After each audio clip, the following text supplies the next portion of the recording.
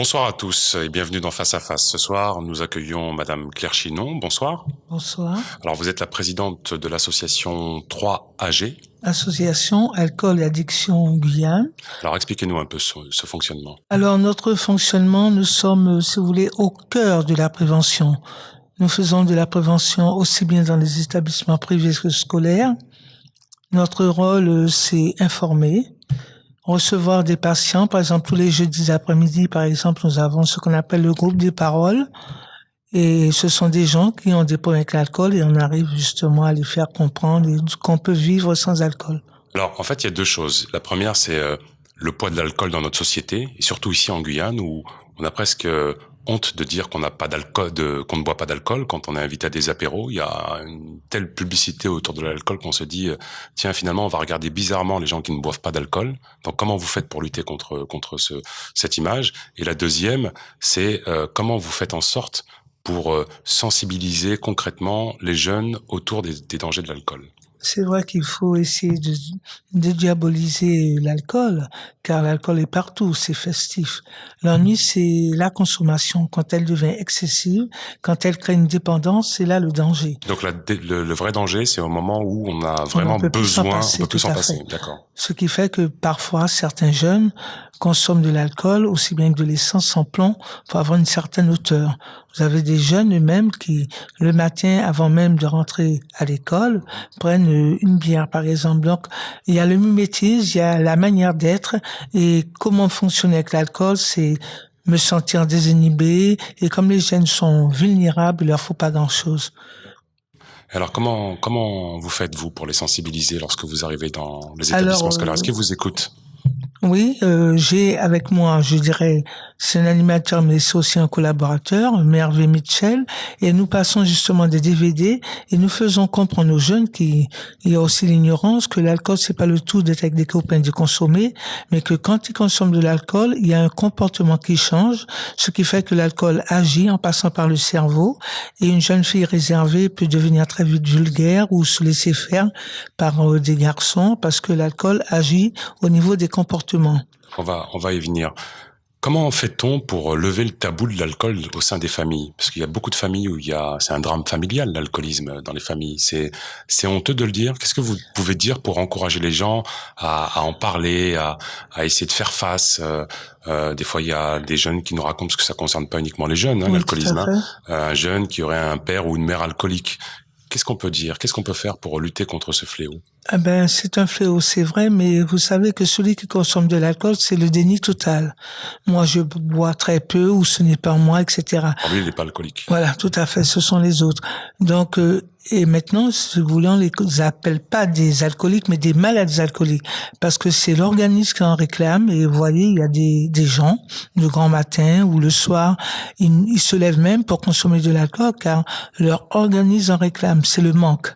C'est pour ça que là, quand les gens sont bien imbibés, entre guillemets, avec l'alcool, on ne peut pas les arrêter directement. Il y a ce qu'on appelle un sevrage.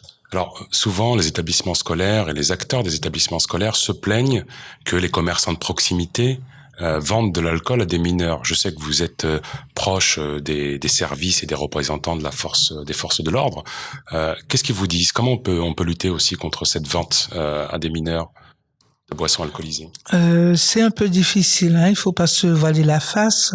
Les commerçants, entre guillemets, qui vendent pour les jeunes, ils sont là, entre guillemets aussi, que pour eux, leur bourse, c'est-à-dire, il manque 20 centimes, mais ils vont pas dire quel âge as-tu. Donc, on est dans un fléau qui est un peu voilé, mais c'est ça. Et quand est-ce qu'on arrivera à faire fermer des commerces qui pratiquent parce que nous avons un commerçant qui est aux abords d'un établissement scolaire, et ça, je l'ai signalé. Malgré tout, il continue à vendre de l'alcool. Malgré le fait que vous ayez signalé, il continue à vendre. Ça, c'est pas un frein à votre sensibilisation que vous opérez? Ce n'est pas un frein, parce que je pense rabâcher, on ne prêche pas pour le vent, on prêche pour convaincre. Donc à la longue, je pense que diligence sera faite, lentement, mais sera faite. Alors vous opérez beaucoup sur l'île de Cayenne. Quelles sont les structures? Parce qu'on parle de l'alcool, mais il y a aussi d'autres addictions, la drogue, etc. C'est aussi votre domaine d'expertise. Tout en sachant que l'alcool, c'est une drogue, hein, tout ce qui est une drogue licite, puisqu'elle est en vente libre, sauf pour les mineurs. Mais ceci étant dit, il faudrait que tout un chacun soit aussi acteur. C'est-à-dire que vous voyez un jeune qui consomme, vous pensez qu'il n'est pas majeur, gentiment, peu importe sa réaction, mais vous pourrez lui dire stop.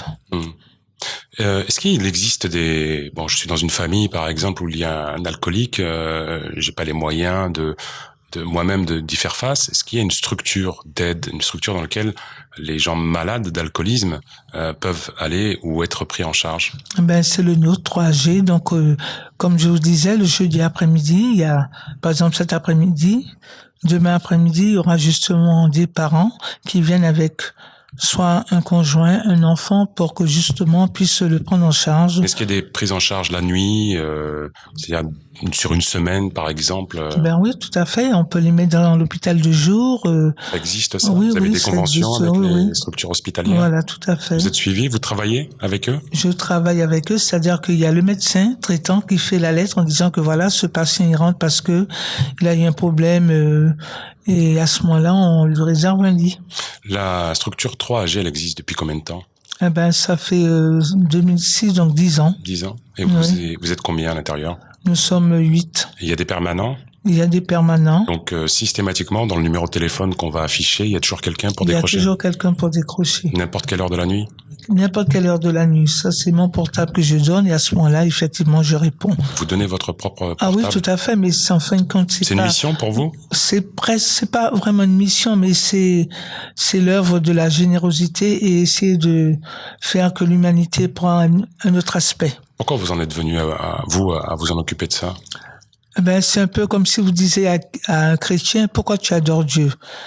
Il ne sait pas très bien, mais il sait que Dieu il est bon, il existe. Donc pourquoi? Parce que la souffrance. Moi, j'ai une amie qui est décédée à la suite d'une hémorragie justement digestive, de l'alcool et autres, et c'est là que j'ai préparé mon diplôme universitaire. J'ai obtenu, qui fait que je suis addictologue et je continue ainsi. Donc oui, vous êtes formé pour traiter les cas d'actilo. Dernière question rapide, parce que le format de l'émission est court. Un vœu pour la jeunesse, quel serait-il? Un mot. La jeunesse, elle est trop belle. Il faut que tous, parents, amis, voisins, professeurs, nous allons auprès d'eux avec des mots qu'il faut. Et la gentillesse, c'est pas peine perdue. Merci pour ce que vous faites. Merci, Madame Chinon. Merci d'avoir suivi cette émission. Les programmes continuent sur ATV Guyane. À bientôt, les amis.